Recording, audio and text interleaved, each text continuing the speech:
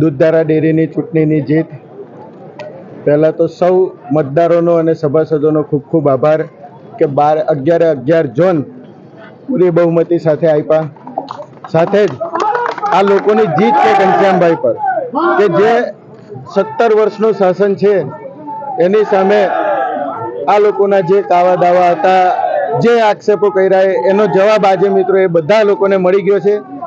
અને સાથે સૌનો ખૂબ દિલથી આભાર માનીશ કે આ રીતની ભવ્ય જીત, સાહેબ થ્રુ આઉટ જે જીત આપી છે એ બદલ સૌ મતદારોનો ખૂબ ખૂબ આભાર.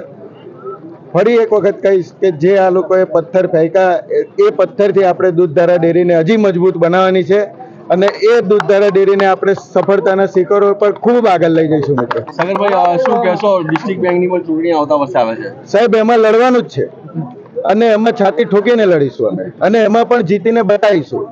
આ સભાસદોનો વિશ્વાસ છે અમારી પર, તો એ સભાસદોને પણ અમે વિશ્વાસ અપાઈશું કે જે સહકારી ક્ષેત્ર છે, રાજકારણની રીતે હોય, સહકારી ક્ષેત્રનું રાજકારણ ઘણું અલગ છે. સહકારી ક્ષેત્રમાં તમારે લોકોનો વિશ્વાસ જીતવાનો હોય છે.